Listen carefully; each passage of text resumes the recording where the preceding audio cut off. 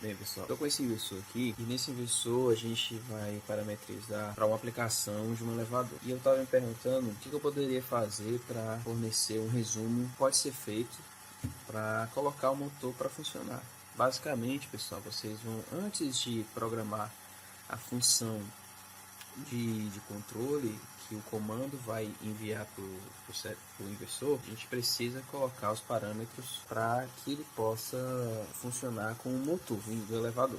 Lembrando que o elevador, para a gente entender, ele precisa ter uma curva de torque bem alta para partir o elevador. O elevador ele parte com um torque bem alto inicialmente para movimentar a carga, para tirar ele da inércia, precisa de um torque alto. Então a gente vai usar aqui um controle que a gente chama de vetorial, diferente do controle que em outras aplicações a gente utiliza. Para quem não sabe, o controle vetorial é um controle na qual o inversor, ele ao invés de fazer o controle da tensão frequência proporcional, que é um outro tipo de controle menos, como é que eu posso dizer, menos complexo. Geralmente a gente usa esse tipo de controle para quando você tem torques mais baixos, em velocidades mais altas. Esse tipo de controle ele vai ficar monitorando a corrente de saída para o motor, e a partir desse monitoramento dessa corrente, você tem na verdade a corrente de linha que vai para o motor. Ela é formada por dois vetores, a corrente de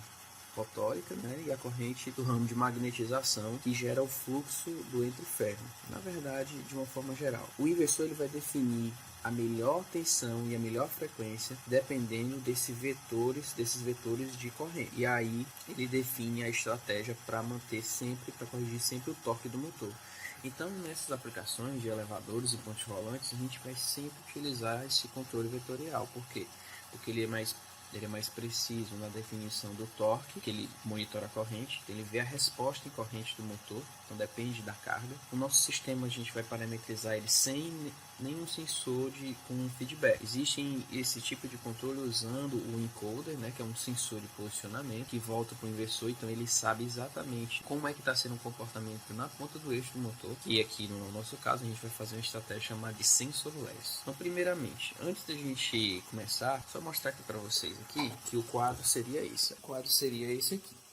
Ele está aqui com essa sacola aqui, porque tem as botoeiras e tudo, eu deixei guardadinho, tem os sensores, daqui a pouco a gente coloca ele para funcionar. A gente precisa fazer uma correlação dos parâmetros do motor, que são os parâmetros que estão na placa, com os parâmetros que vão ficar dentro do inversor. Então, o que acontece? Se a gente não fizer isso, o controle vetorial ele não vai ser muito interessante, ele não vai ser feito corretamente. Lembrando, isso aqui é um inversor de teste, na verdade, esse quadro a gente está fazendo uma reforma, né, colocando esse inversor, então a gente está fazendo na verdade somente um teste para tanto testar o comando do sistema do elevador com o inversor e também para fazer uma adequação em segurança, mas assim, isso não vem ao caso nesse vídeo agora. Nesse vídeo a gente só vai fazer o que? Uma aplicação lá do motor do elevador a gente faria como? Essa é a questão. Então, primeiro, a gente está aqui acabou de ligar aqui o inversor, então o que a gente vai fazer? A gente vai pressionar aqui no Enter. Tá vendo aqui parâmetros, né? A gente vai baixar e vai procurar o nome Startup.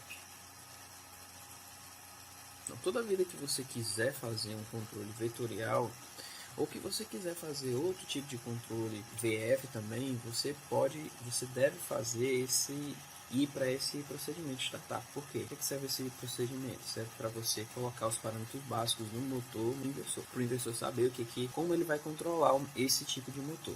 Lembrando que o inversor é uma máquina genérica, ele pode controlar qualquer tipo de motor em qualquer aplicação, então você precisa dizer esses parâmetros para ele. Entrando aqui no Startup, a gente vê logo o parâmetro P202. Aqui, se vocês notam, o valor aqui em cima está igual a 5, né? Se você pressionar o Enter, você pode modificar. Mas o 202, o que seria isso? O parâmetro P202 é a estratégia de controle do motor que você vai utilizar. O valor 5 é o valor para controle vetorial, que é o que a gente vai utilizar. Depois eu vou disponibilizar um material. Se você colocasse 1, você utilizaria o controle VF. Mas como a gente vai utilizar 5, o controle vetorial, a gente vai botar em 5. Parâmetro P399. O que seria esse parâmetro P399? Seria a eficiência ou rendimento do motor. Por que é importante isso? O controle vetorial, como eu disse, ele precisa ele vai monitorar a corrente. A partir dessa corrente, ele vai tirar as informações, correção do torque da ponta do eixo. Então, assim, já que a gente já não está utilizando o sensor, o input, então, o que acontece? A gente precisa colocar o maior número de parâmetros possíveis para que ele possa calcular corretamente o torque. Então a gente precisa colocar essa informação aqui, de todas do motor. Então, ó, vamos olhar aqui, está em 75%, né, eficiente, é o rendimento. Então vamos olhar aqui no motor, pessoal, o rendimento está bem aqui, ó, posicionar aqui, ó, bem aqui, ó. Então aqui ele está em 67%. Então a gente vai vir aqui, vamos pressionar aqui o Enter, vamos baixar para 67%. Lembrando que esse controle vetorial ele é interessante para aplicações em baixa velocidade com um torque constante, certo? Então a gente vai utilizar mais próximo. Então, rendimento já está colocado, próximo. P400 seria tensão nominal do motor. Esse motor aqui, pessoal, ele é um motor que é monofásico, certo? Então se a gente olhar aqui do lado, ó, na placa, a entrada, ó, linha, rede 200 a 240. A saída dele, pessoal, vai ser de 0 a rede, ó, tá vendo? Saída output, ó, saída de 0 a rede. Então, nesse tipo de inversor, se você está colocando 220 volts na entrada, ele não pode sair 380. De forma nenhuma. Eu vou colocar aqui a tensão do motor que eu estou utilizando. Qual é a tensão do motor que você está utilizando? Esse motor aqui, pessoal, ele é um motor que é 380/660. Lembrando, esse motor aqui não é o motor do elevador, é um motor somente de teste. Então ele vai permitir que, na verdade, eu vou colocar 380 aqui somente por quê? Porque eu quero adequar os parâmetros do motor para o inversor. Mas lembrando, aqui só vai sair no máximo 220. A saída dele não tem como sair mais. Por quê? Porque é uma limitação do próprio equipamento. Não tenho como aumentar a tensão aqui. Então eu posso aumentar a frequência, mas não posso aumentar a tensão no máximo, que é a tensão de entrada da rede. Então o máximo vai ser a 220. Ah, mas por que você botou 380? Porque 380 é a tensão aqui, ó, do motor, ó, que ele está fechado. No caso aqui, esse motor está fechado em triângulo. A gente fez essa ligação aqui desse nosso motor do teste aqui, de teste, somente para testar e mostrar para vocês a parametrização para startar, para colocar o motor para funcionar. P400 é a tensão do motor. P401 seria a corrente nominal do motor. Para 380, a gente tem uma corrente de 0,596. Então a gente vai olhar aqui, vamos colocar aqui 0,6. Então isso aqui é uma corrente, a corrente nominal do motor. Lembrando, se você errar isso aqui, ele vai dar errado, vai dar problema. P402. P402, pessoal, na verdade é a velocidade nominal do motor na ponta do eixo. Que velocidade seria essa? Vamos olhar aqui na placa. 1705 RPM. Então aqui para 1710, vamos baixar aqui 1705 RPM. Próximo parâmetro, P403. P403, pessoal, a frequência nominal do motor.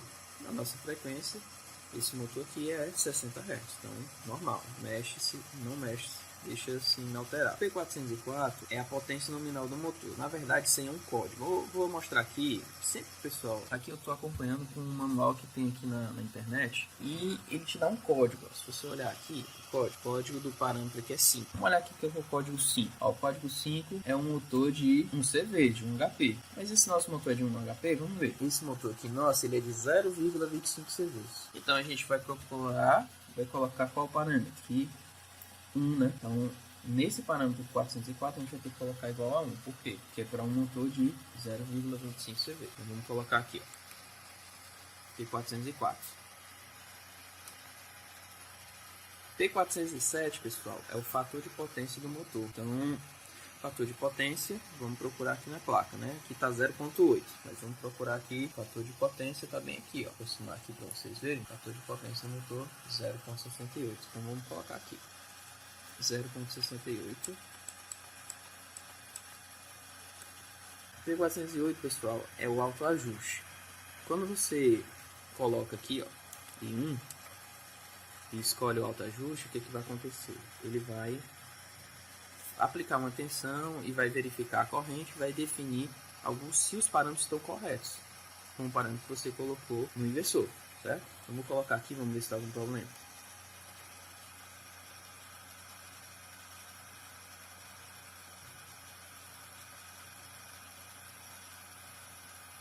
Tá vendo aí? Tô fazendo o autoajuste. Pronto, fez o autoajuste. certo? Ou seja, o autoajuste foi um sucesso.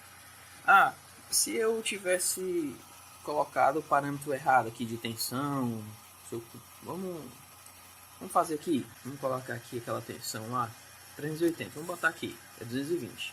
Vamos supor que você ligou pensando que era 220, mas na verdade o motor lá era 380. Vamos mudar aqui a corrente também, vamos botar aqui, sei lá, 2. Não, vamos botar 1. Vamos ver se dá errado aqui. Vamos ver.